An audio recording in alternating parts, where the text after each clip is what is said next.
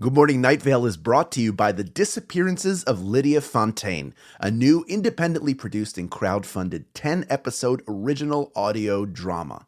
Set in a deceptively familiar world of electronic surveillance and machine-mediated communication, The Disappearances of Lydia Fontaine follows Lydia Ryan and her friends, lovelorn Ethan and wannabe internet sensation Dee, as they struggle to unravel the mystery of her mother's disappearance. Escape the sinister Fontaine family, and survive the feud over her grandfather's supernatural legacy. It weaves bitter family drama and high-stakes intrigue with fantasy and cyberpunk elements to create a surreal mystery about secrets and grudges, old books, big data, and the promise of infinite knowledge. And do not forget the talking birds. It's a full-cast production with original music and a bespoke soundscape presented through a series of found-footage-style surveillance recordings. And it's important to note, this show was made entirely without generative AI. Even the computers are voiced by human actors. Episodes are free, and you can start listening right now with the Season 1 finale due to come out on August 16th. For more information, go to lydiadisappears.com. and find The Disappearances of Lydia Fontaine wherever you get your podcasts and start listening from the beginning. Insurance isn't one size fits all, and shopping for it shouldn't feel like squeezing into something that just doesn't fit. That's why drivers have enjoyed Progressive's Name Your Price tool for years. With the Name Your Price tool, you tell them what you want to pay, and they show you options that fit your budget. Enough hunting for discounts, trying to calculate rates, and tinkering with coverages. Maybe you're picking out your very first policy, or maybe you're just looking for something that works better for you and your family. Either way, they make it simple to see your options. No guesswork, no surprises. Ready to see how easy and fun shopping for car insurance can be? Visit Progressive.com and give the Name Your Price tool a try. Take the stress out of shopping and find coverage that fits your life, on your terms. Progressive Casualty Insurance Company and Affiliates. Price and coverage match limited by state law. The policeman in that intersection is not directing traffic. He's coding an urgent message to all of us. Good morning, Night Vale.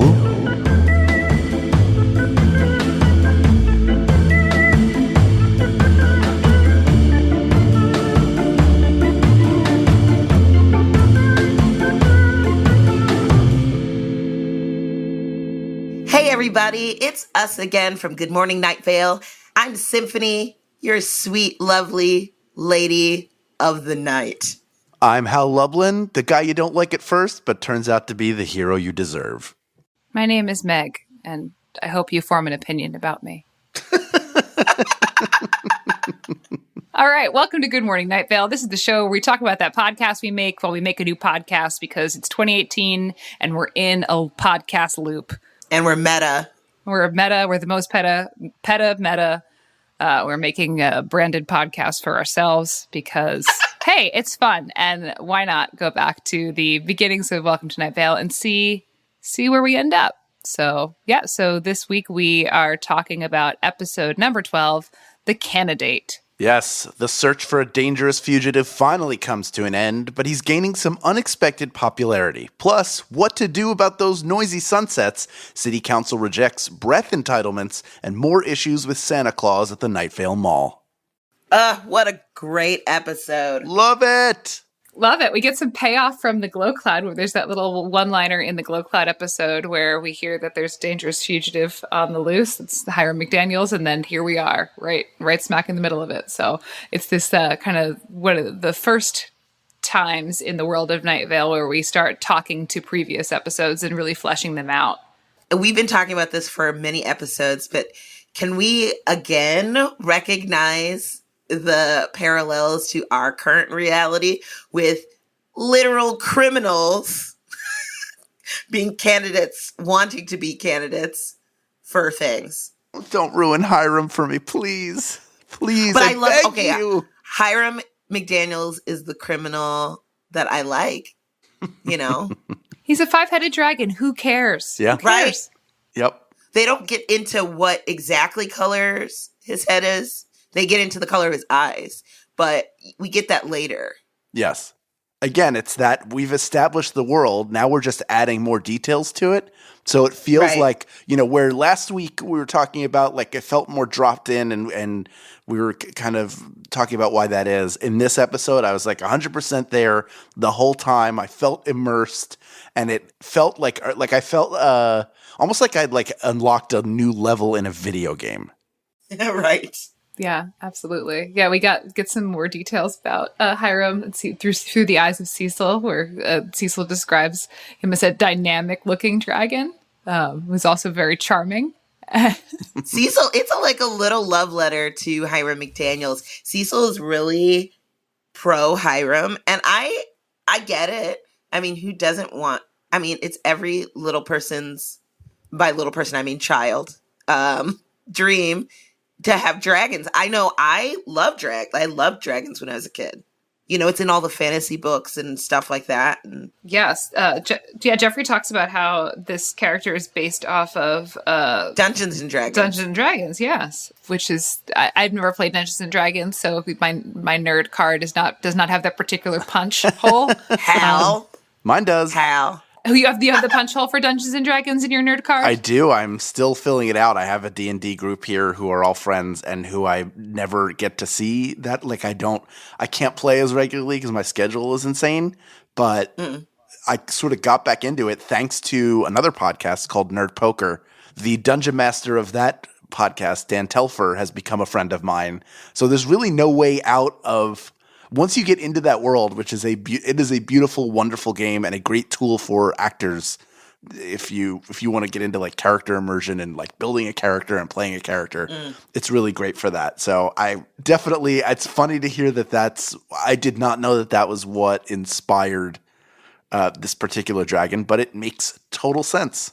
His mom actually didn't let him play Dungeons and Dragons when he was young, sure, which I thought was really cool. But then he was just like, he was on the peripheral of that whole thing. But I never played Dungeons and Dragons myself. I ended up playing Magic the Gathering instead. Oh. So the Dungeons and Dragons thing, for people who are too young to remember this, I don't know if it's still pervasive. There was a belief that Dungeons and Dragons was like satanic. Right. That it was like a game created by a satanic cult. And my parents, when I wanted to play as a kid, they were like, well, we don't know anything about this game. So the solution was, let's the three of us play together. So it was me, my mom, and my dad. My dad was the dungeon master. And my mother... That's so cute. Yeah, my mother passed away like 10 years ago, but one of my best friends had her character sheet somehow. I don't know how he got it, but he gave it to me. So I have, out here with me, I have her character sheet for her D&D character.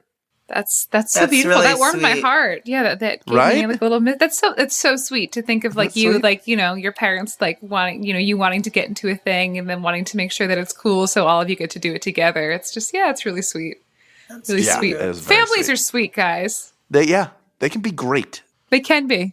Families can be a good thing. Yes. I'm trying to read my notes here. My first one actually is that Simone Rigaud sounds like a crazy cat lady. Like the crazy cat lady from The Simpsons, who's like just comes out of nowhere with the crazy hair and just like hurling cats at people. Yeah. Which is my goal as a woman. I wanted to talk about third eyes. Okay. I might be getting this wrong, but I don't think it's ever mentioned that Cecil actually has a third eye. Yet he is often depicted in fan art and cosplay as having one. Right. And then this episode is where third eyes are mentioned as a result of the noisy sunsets. Yeah. There's been 24 claims of folks growing third eyes.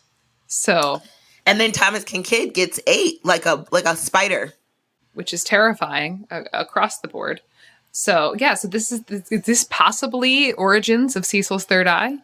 But like, I mean, he never says he has it. So why? I mean, I understand it sounds cool, but there are mentions of multiple eyes, because I feel like I even had a line about it in, in Old Oak Doors, maybe? I don't remember. I said something about growing seventh eyes. I think that's like a repeated sort of thing, but never in reference to I have a third eye, right? I don't think so. I don't remember it. We'll deal with it later. We'll fix it in post. But yeah, I think that was reading that and I was like, maybe this is where it comes from, because we didn't. We were just, one day we just noticed that a lot of fans were drawing Cecil that way. And then when we'd meet fans after live shows, we would be like, oh, they all have third eyes. Yeah. What's up with that? I mean, that is the very, the way we recognize a Cecil, right? Is usually a vest and a tie. I usually see purple involved, the tentacle tattoos on their arm, and some headphones. Headphones and a third eye. That's how I'm like, oh, you're a Cecil. But I don't remember that ever happening. But I do like the idea when people come dressed as a Cecil, the one with the tunic. Yes. Yeah. From date night. And the furry pants. Yeah. Yeah. Sometimes there was a bit that those were written after cosplaying our characters had become a thing. So that's a little Easter egg that Joseph and Jeffrey threw in there to see if anyone would do it. And people have. And people do, which is great. Yeah. Furry pants and a tunic. I feel like I'd be a lot happier if I was wearing furry pants and a tunic for pretty much everything. I think most of us would be. Yeah. Well, I guess, it's possible that Cecil is there. So he is experiencing the noisy sunsets. But I like that the noisy sunsets gets blamed on desert bluffs, which is just, continuing to stoke the fire of rivalry. Yes. Between these two towns. This beef will never be squashed. I also wanted to talk about the party at the abandoned missile silo.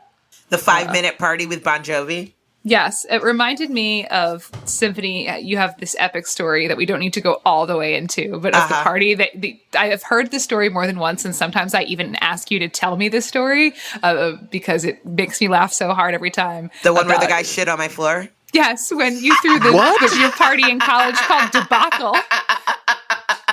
Yeah, I was that girl. Produced a special party at your home when you were at Bradley University, and the party had a name. Debacle, and a guy full on shit on my floor. Well, you were asking for it with a name like Debacle. Something terrible was going to happen. If it wasn't somebody shitting on your floor, it would have thrown up everywhere. I knew what I was doing. Yeah. Cecil was directly involved in that. I will not go into it for legal reasons. Sometimes when I have a particularly challenging day, I think about 21-year-old Symphony or 21-year-old Cecil and 19-year-old Symphony hanging out at Bradley University having a theme party called Debacle. And it just lifts my spirits to know that I'm in a world with those people. Look, I'll tell you something. If you know anything about me, I throw a righteous fucking party. And a good time was had by most. Especially that guy who shit. He probably felt way better after he was done. Anyway. Classic. I was reminded when we got to the section about the party at the abandoned missile silo of Debacle. Bon Jovi was also at Debacle. He's the one who shit on the floor. Oh, gosh, I didn't want to say anything. While he was singing. I didn't say it. He was singing Living on a Prayer and just making eye contact with you like, oh, I'm halfway there. Ew. Whoa, shitting on your floor. He made up lyrics about it. He's like the Weird Al of making, but whenever he goes to the bath, a lot of people know this about Bon Jovi, but whenever he's going to the bathroom, he sings one of his songs and then he makes it about going to the bathroom. Yeah, I have that album. Yeah. And I never pooped first, but I pooped first mud. He does the whole thing. He does a lot of his own songs about pooping.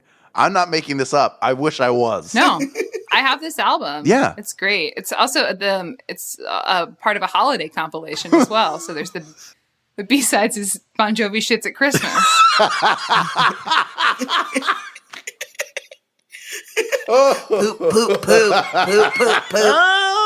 Poop, poop everywhere. Yeah, it's that time of year. Some people say you have to wait till after Thanksgiving to put it on, but you can listen to Bon Jovi Shits at Christmas anytime, even right now. The cover is some soft focus picture, and you go, "Is that a Yule log?" Sort of. No, it sort of is.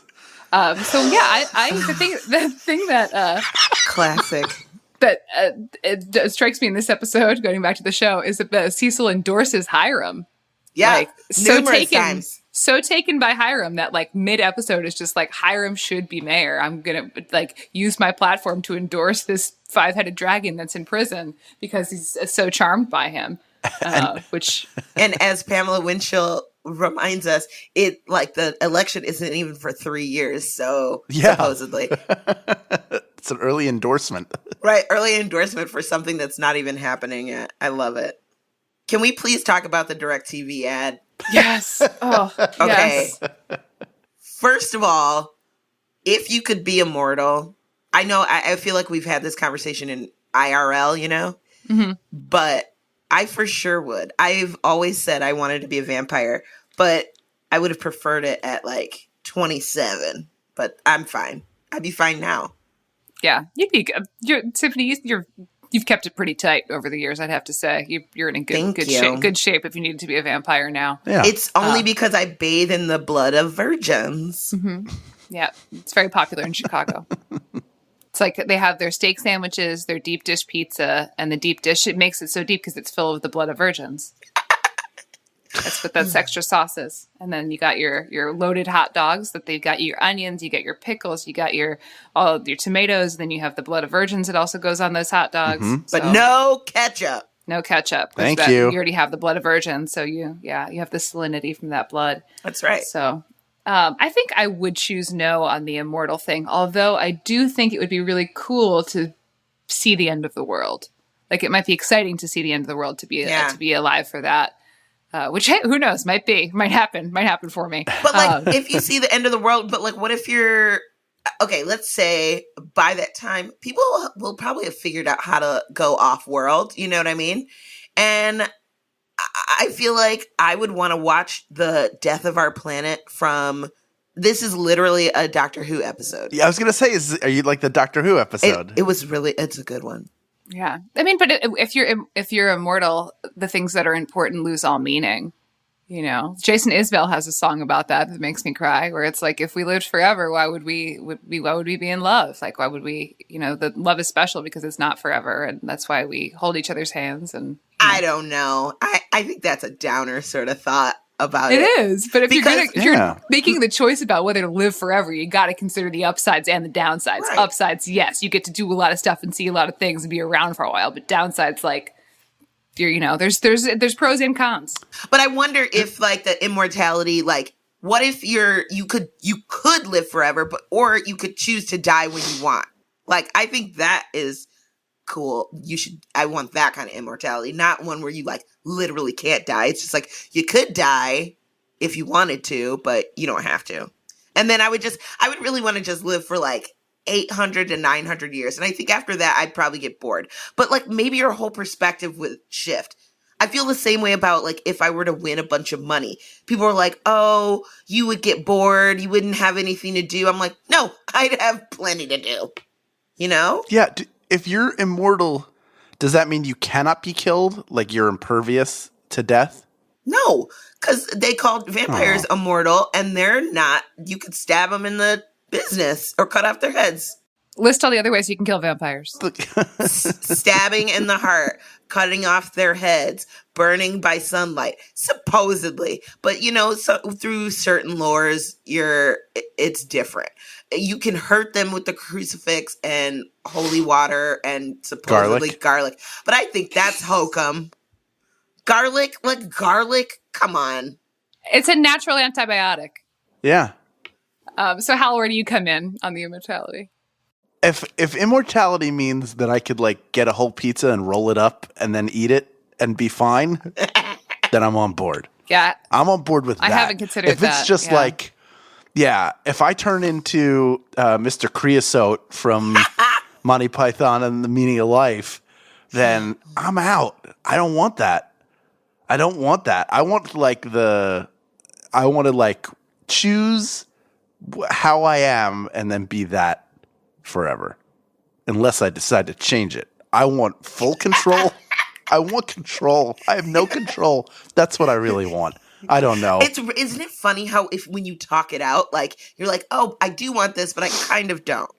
Mm-hmm. Meg, you are very non-permanent. You're like in and out. Yeah. ready to die at any moment. I'm not ready to die at any moment. Like, I'd obviously like to live for a bit, but I try to see the upsides in maybe not living forever, because then, you wouldn't have to deal with a lot of pain. You wouldn't have to watch your body age. You wouldn't have to deal with the aging of your loved ones. It's, but then on the other side of that, all of the crap I do that I hate, like eating kale and running in 100-degree heat, it's not going to matter. I'm not going to, it's not going to get me. You got to find some way to die, right? I love kale. I do love kale. But if I could eat cookie dough and feel as good as I felt after eating kale, I would eat cookie dough. Yeah. And I don't like cookie dough. What? No. Who are you? Like an alien. Vampire. That's right. the vampire test. You just put out like a tube of Pillsbury cookie dough and go, what do you think of this? And when they go, then you know that it's a vampire and they must be. I bake it into fucking cookies because I want the cookie. I want hot, soft, yum yum cookie. I don't want I thought you were saying you hate cookies. Of salmonella. No, I like actual cookies. I don't like just eating uncooked dough. Do you like chocolate chip cookie dough ice cream? No. Are you afraid? Are you scared?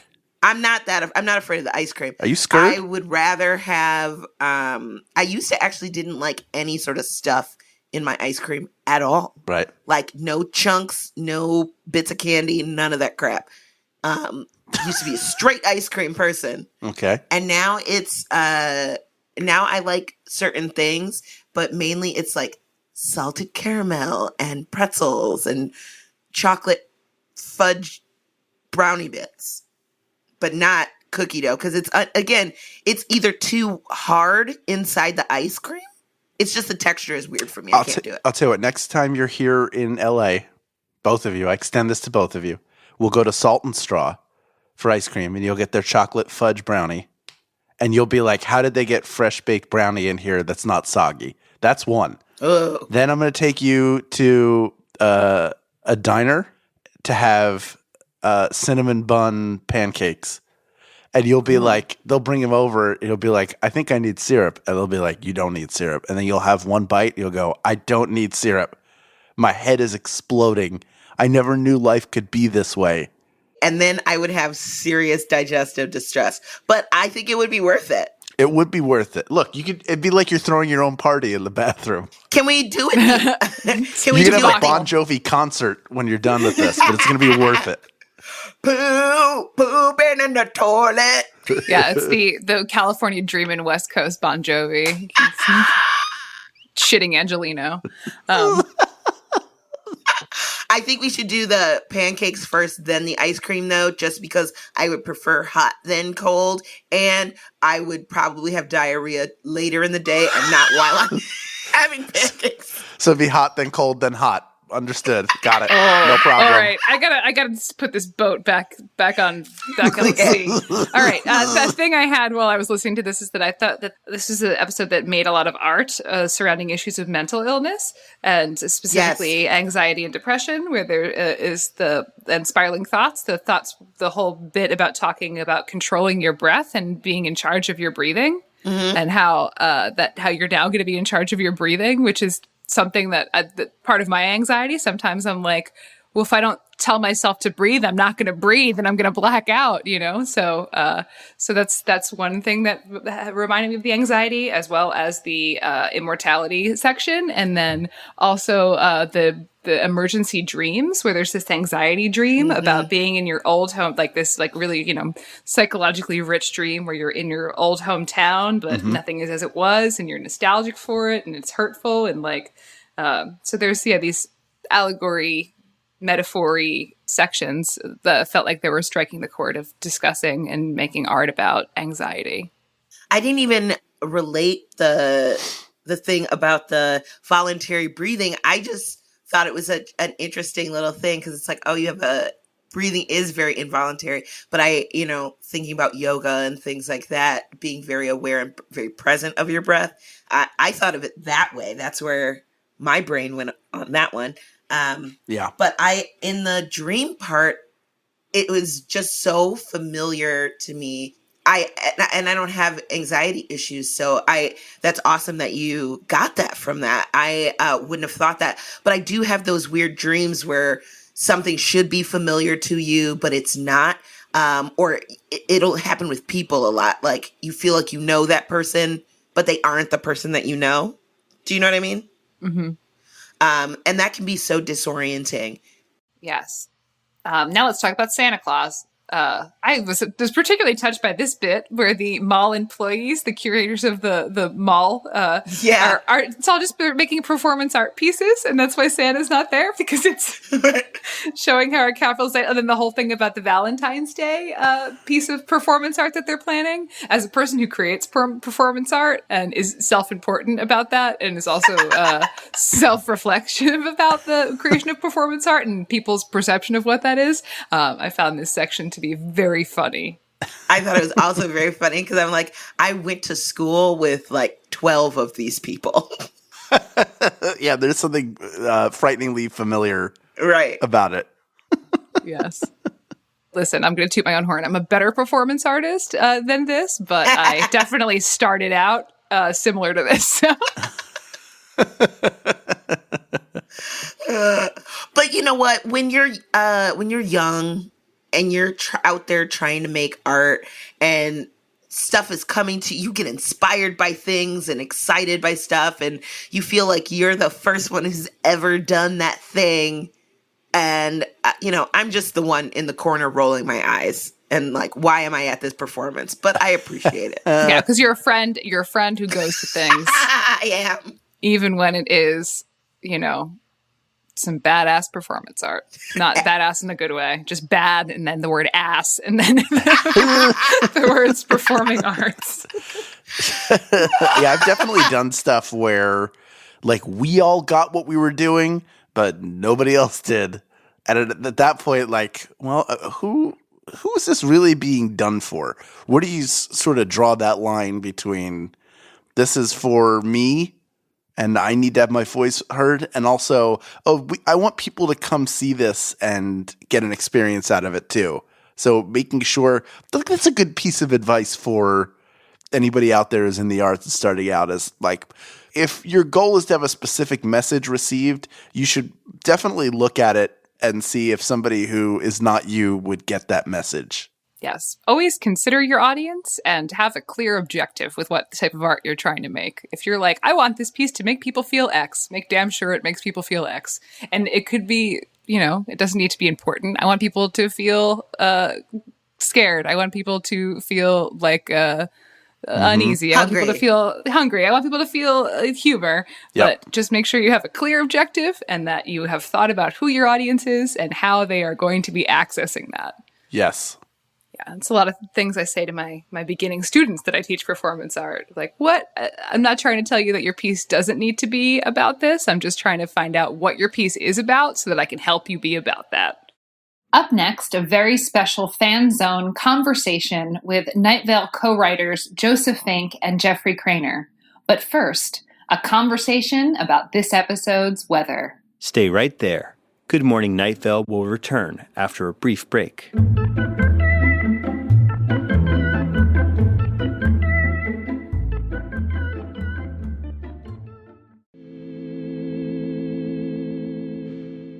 This episode's weather is Of a Friday Night by Anais Mitchell.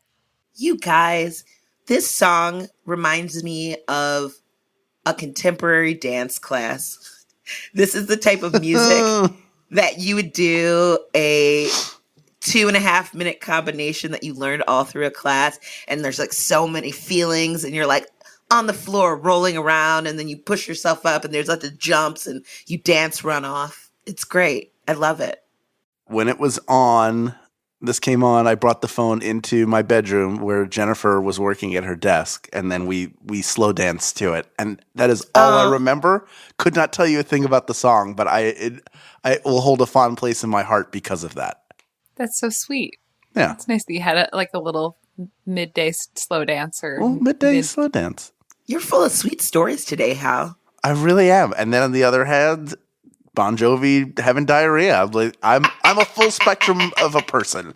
Both It's the human of condition. everything. Yeah, thank you. Love, fear, hunger, defecation. The musical stylings of John Bon Jovi. I love the song. I love Anais Mitchell. I think she makes some cool music, and she is a multidisciplinary artist in that she creates theater, and she took her album Hadestown.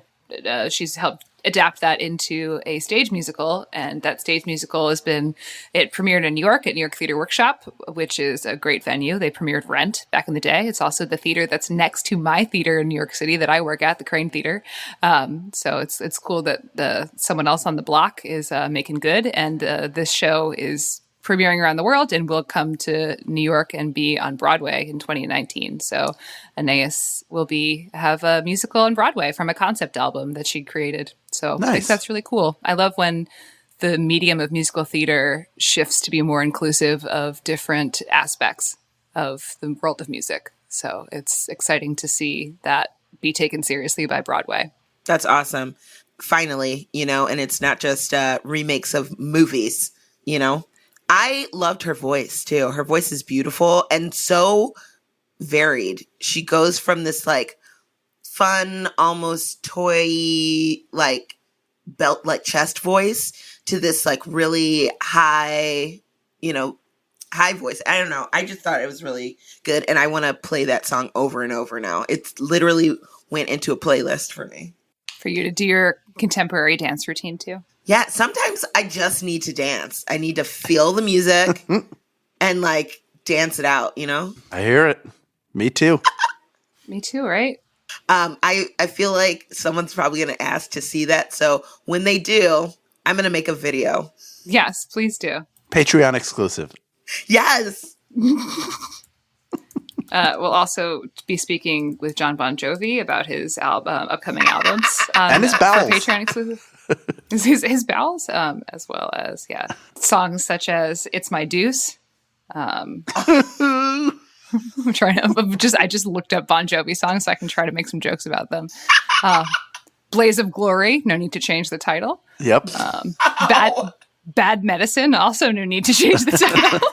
I think we're discovering something about Bon Jovi's music. What started as a joke has become a new reality. A reality. Yeah. Living on a Prayer, right? Also Run works. Away. Yeah. Also works. Bed of Roses. We can probably workshop that into something funnier. Yep. We can workshop.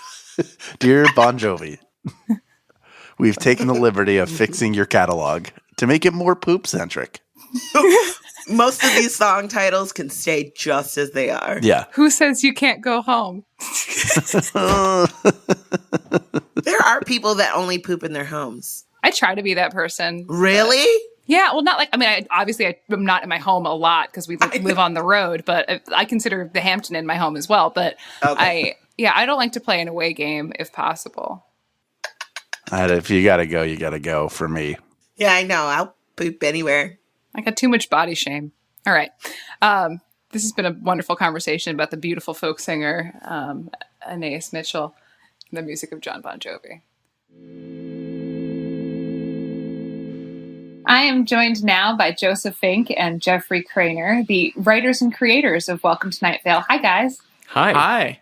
Thank you so much for joining me today to talk about some things that are happening in the world of Night Vale and some things that are happening in the episode of The Candidate. So this episode is going to be airing on Thursday, which is our first day of our Edinburgh Fringe run. So that's super exciting. We've never been to the Fringe before with the Night Vale show. And it's really, really exciting that we're all going to get to do that. And we have a brand new show that we're bringing there. So I wanted to find out from the two of you what you're excited about this new show. We're really excited about this new show. Our last live show was written right after Trump was elected. And so I'm really proud of that show, but it was written in such a dark place, all hail. Like it was written in this act of desperation of let's write about being good to each other because it's a bad time right now. And this one was written in such a better place mentally. Yeah, it was fun because we kind of got to do one of our favorite sort of writing cues, which is to sort of take a motif, take just a general concept and expand on it in a very Night Vale-ian way. So we went with our show, A Spy in the Desert, kind of coming off of like the classic spy novel thriller.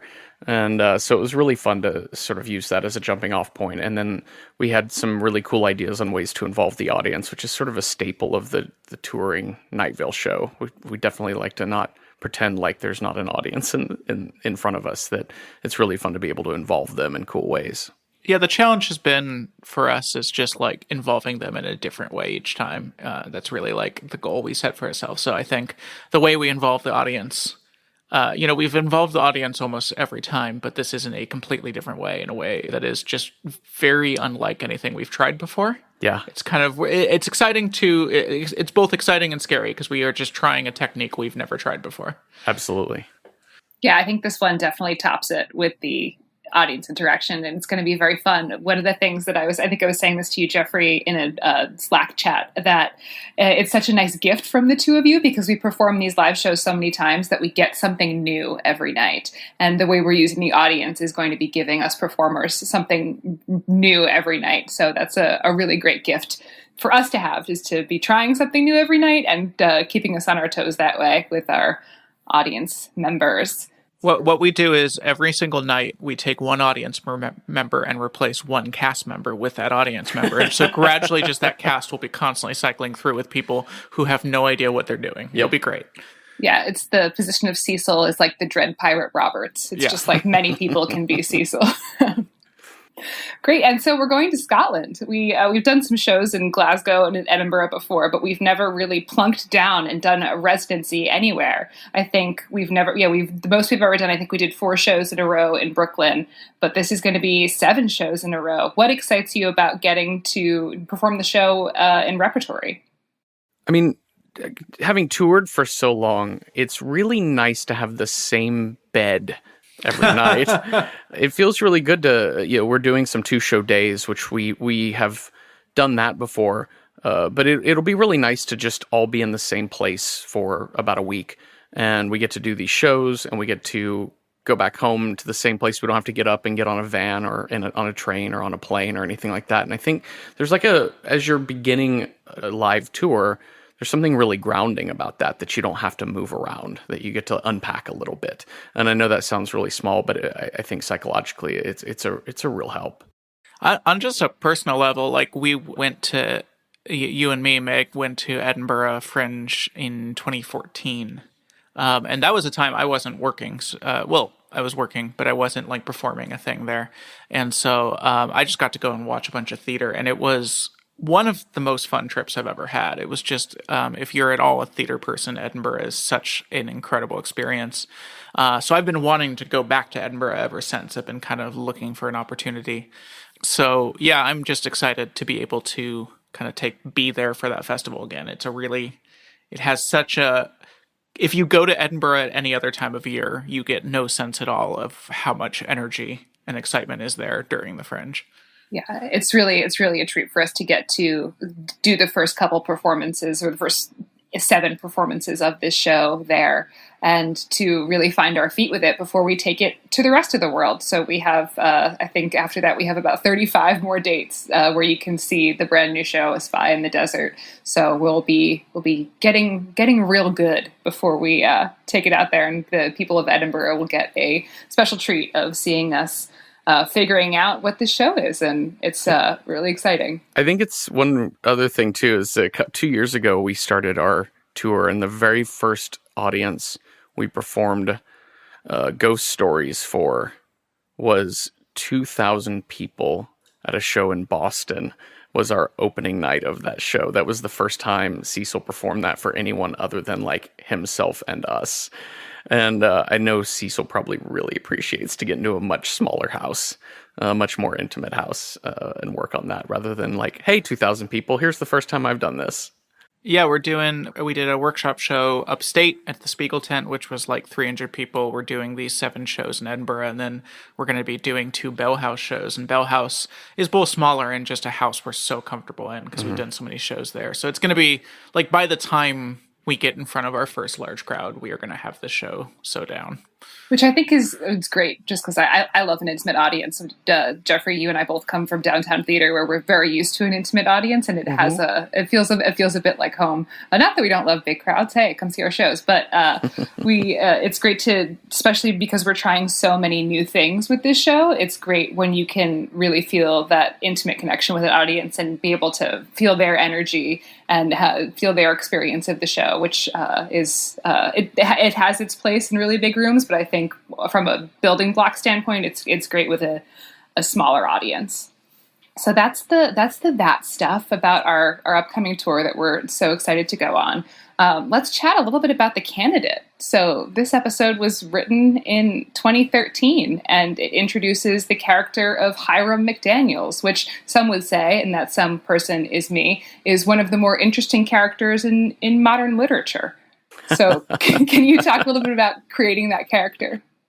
I can't remember who originally... I think I probably created it because I had the name Hiram stuck in my head. You definitely did. Okay. I had the name Hiram stuck in my head, and I don't remember which episode he's first mentioned in, but when I was a high school teacher, I had a student named Hiram, and I loved that name, and so I just put the name on this character. Yeah, Hiram's really interesting because, he's so aggressive, and he's so violent, and he's so in his own world. And I like the fact that he has 5 different heads with 5 different personalities.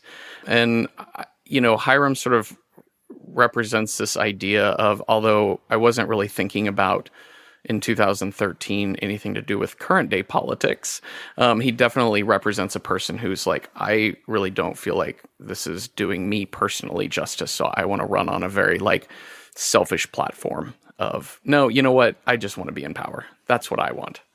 Yeah, we had a fan write into the FanZone. It was Yanni, who we have heard from before, and they said that they were like, I'm European. Is Hiram McDaniels Donald Trump, or what's the deal with that? So, I don't know. I mean, I think Hiram is a lot of, Trump is really awful, but he's not like the first awful politician in history. I mean, Europe has had a few blowhard authoritarian politicians in its history. Name one. Yeah, I can't think of any by name.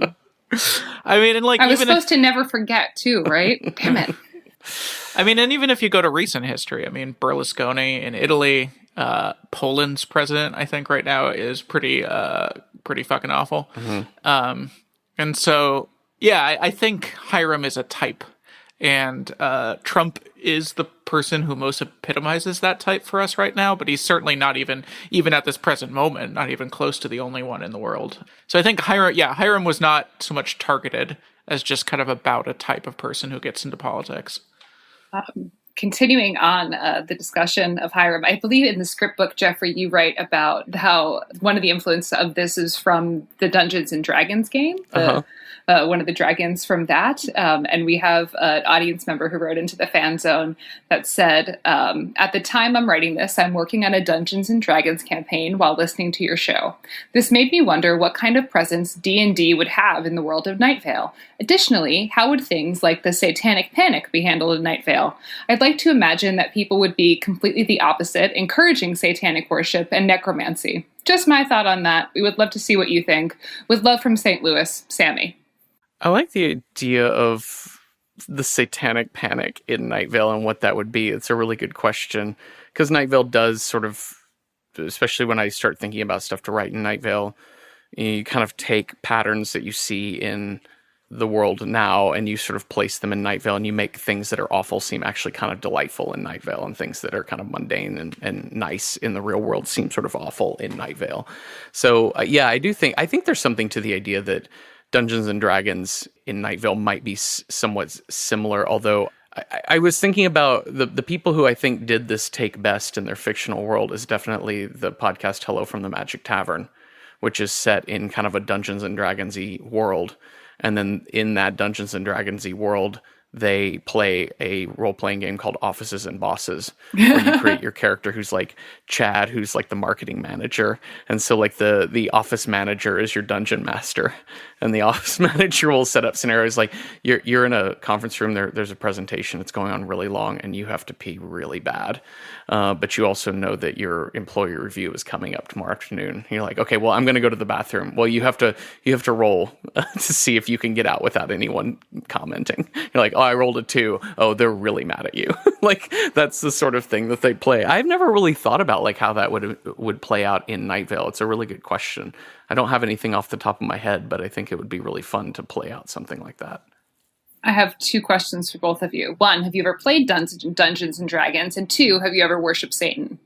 I think, I'm as you might know, being my partner of almost a decade, I'm a Jew, and Jews kind of believe in action over belief. So I would say that like I worship Satan through what I do, and kind of my day-to-day actions rather than through any sort of like blood ritual or kind of sex magic sort of thing. It's more just in like my day-to-day living as a type of worship of Satan.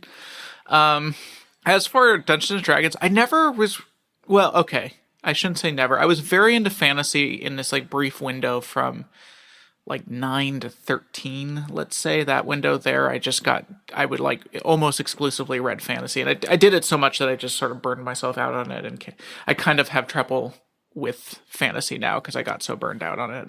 And during that time, I tried very hard to get involved in LARPing, but I was way too young. I like wrote sincere emails to like local LARPing groups being like, please let me. And they're all like, we're all a bunch of 35-year-olds and you are 11.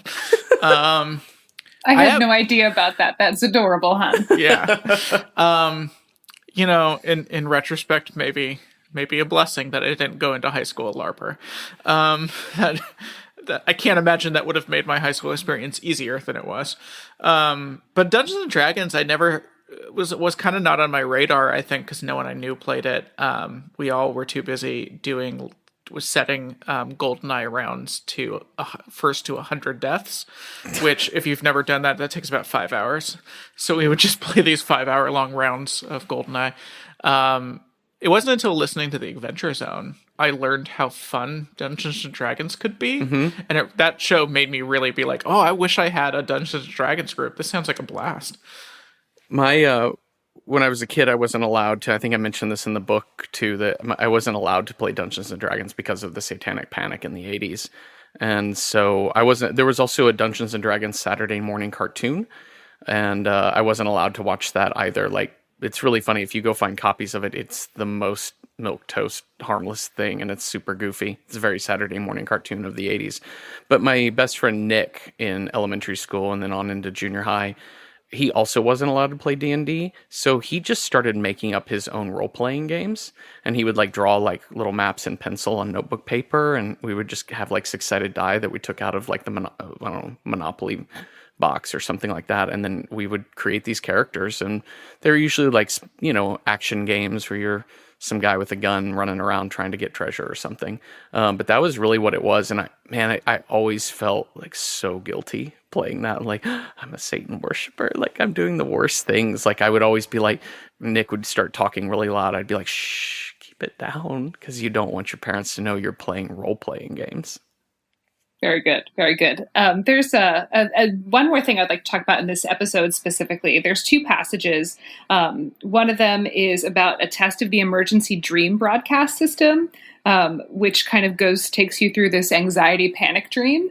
And then there's another one that's talking about how the city council is going to prohibit breathing as an involuntarily muscular action, so that you actually have to focus on breathing. This episode stood out to me as one of the first couple episodes where you are using things about anxiety and depression and forms of mental illness and turning them into art and showing us, kind of filtering them through the lens of Night Vale and making something new with it and bringing a different perspective to something that causes people a lot of pain. So way to go on that one. And I like to joke about people's pain. It's one of my favorite hobbies. But I think it helps. It's like this kind of gallows humor where it's like, one of the things that sometimes I was saying earlier in the episode, one of the things that sometimes happens to me is I have to focus on my breathing. And when I do, I'm like, well, what if I forget to breathe? And there's a whole thing in here about how the city council is going to, make sure that you always have to focus on your breathing. I had, when I worked at Jacob's Pillow Dance Festival, we were in the middle of our summer festival and it gets very stressful. And I remember my first year there, and I was running around and I was just trying to finish everything. And I had that like eyes straight ahead, not talking or responding to anyone around me and just moving quickly. And I just remember one of my coworkers saw me at the copy machine as I was trying to make copies. And he just goes, "Hey, are you breathing?" And I had this moment where I was like, I'm actually not breathing. How long have I not been breathing? And I realized that I was like standing at the copy machine holding my breath. Just yes. Like not out of deliberate tension, like that feeling when you do it on purpose. I just realized, I'm not actually breathing. Am I able to do that? Can I just not breathe if I don't think about it? I'd say this might be the first time. I mean, I have not listened through some of these older episodes in quite a long time. It's hard as an artist to ever like look back at your own work. It's a difficult thing to do, but this might be the first time that it like is concretely talked about. But I do think, for me at least, anxiety has been such a big part of my life for so long that Night Vale was kind of always about my anxiety from the very first start. Like, I've talked about this in a few different places that, I used to have anxiety so bad that there were periods I couldn't really function super well. And that has never happened since I started writing Night Vale. And I think it's because I'm able to externalize a lot of my anxiety. Mm-hmm. It's sort of what maybe I should be doing in therapy, but I've never gotten my shit together to go to therapy. So instead I just write this weird show, and I just put all my anxiety there so it doesn't have to live in me.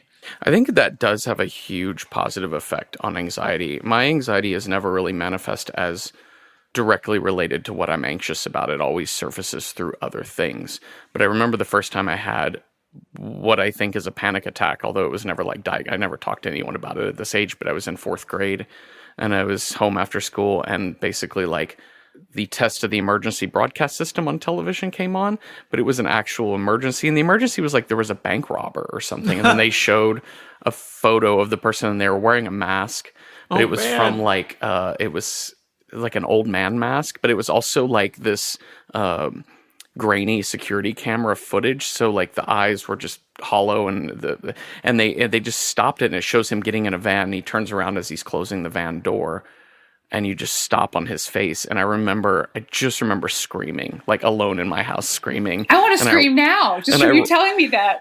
And I ran out in the front lawn, and the neighbors had to come calm me down, and for a long time, if I ever heard that high squelch like on the radio or on television or just of the test, I would just start crying, like on into like early adulthood. Yeah, well, that's fucking really scarring. Bad. That's terrible. It's super scarring. Yeah, I think about that all the time. Yeah, I'm going to think about that all the time, and so are the rest of the listeners of the show. I'm so surprised that it hasn't basically shown up word for word in something you write at some point. Like it. You don't have to change a word. No. And I don't remember if I wrote the emergency dream broadcast in this episode. I think by this point we were alternating. We were, and I think this is a Jeffrey. I do. Yeah, but also some of these early ones have even if one of us was in charge of writing it incorporated writing of the other. We didn't start like fully drafting out ones for a bit, but my gut feeling is that the emergency dream broadcast is you. Okay. That's just like, I have no basis. That's just gut feeling. It seems like I would have written that way instead of directly telling the story of being in 4th grade and seeing that awful PSA or whatever. Yeah, it's a really, really intense speech that I found entertaining and beautiful. It was like entertaining and beautifully written, and also kind of like, this is a way to process some shit, is to make art for millions of listeners. If anyone out there is looking for a therapist, instead, have you thought about starting a podcast and having it be listened to by many millions of people over the course of many years? You just shift your anxieties to something completely different.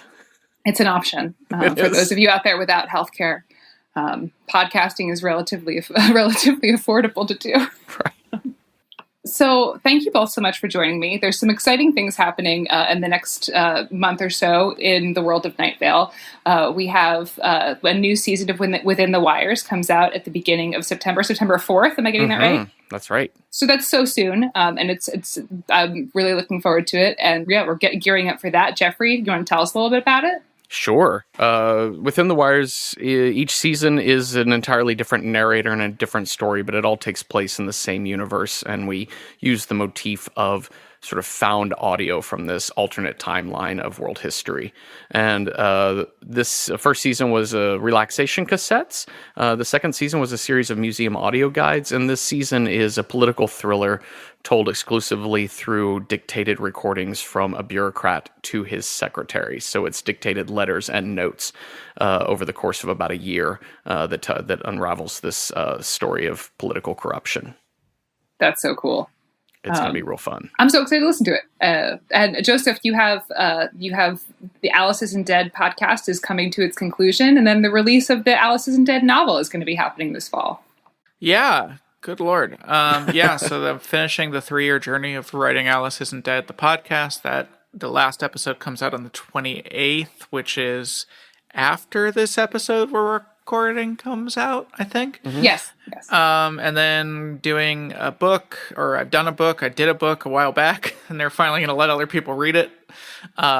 It's the most personal thing I've ever written. I'm very proud of it. I put a lot more of myself in this than I do in most things, because it's just kind of about me and my anxiety in a lot of ways, in a much more direct way. Also, I think, so this is going to come out, I believe, the 25th, which means in just a few days is the September 1st Night Vale episode, which I don't want to go through what we're doing, but we are... This year, I think our mandate on Night Vale is try weird shit, and I know you're like, well, but it's already weird. Well, it can always get weirder, and yeah, we're trying something with the September 1st episode that not only has Night Vale never tried, I genuinely, as to my knowledge, this is the first time in podcasting this has been attempted, what we are attempting with. I cannot think of any other example of this. Yeah. So I don't want to give any details because part of the fun of it is the surprise, but we are attempting a first in podcasting history on September 1st. Even if you're not caught up with Night Vale, I don't think it requires any knowledge of the plot, really. So just hop in. Yeah, that's going to be super great when that comes out. I'm really excited about that. And I'm also really excited for in, 3.5 years from now when I get to do a Good Morning Night Vale about that episode. So, so we can have that to look forward. Future Meg, other things. I don't know to tell future Meg at this point. Buy stocks in things that will make money. That's all I have. That's it. Great. Sleep more, sleep less. So yes, thank you, dude, so much for joining us on Good Morning Night Vale. We really appreciate it. We really appreciate you creating the world of Night Vale and all of the other work that you do. So thank you from all of us and from Hal and Symphony, who are not here and living their lives right now. Hey. You're awesome. Thanks, Meg. Thanks, Meg. Bye. Bye. Thanks for joining us this week, everyone. And next week is A Story About You, where we will hear from Night Vale listeners about their theories, questions, and comments. So as always, good morning, Night Vale. Good morning.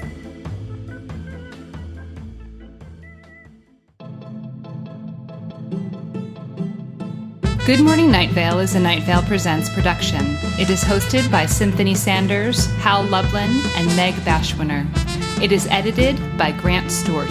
It is mixed by Vincent Cacchione. It is produced by Meg Bashwiner. Theme music by Disparition. Special thanks to our guests this week, Joseph Fink and Jeffrey Cranor. And special thanks to our fans who submitted their thoughts. Leave us a voicemail at 929-277-2050 or email us at info@goodmorningnightVale.com to share your theories and ask questions, or to tell us what you would like for millennials to kill next. For more information on this show, go to goodmorningnightVale.com and follow us on Facebook and on Twitter at Night Vale Chat. Special thanks to Christy Gressman and Adam Cecil. Today's adverb is pony. That's not an adverb, I just like ponies. Maybe it is a little early for us to be subverting this section. Today's adverb is early, and also pony.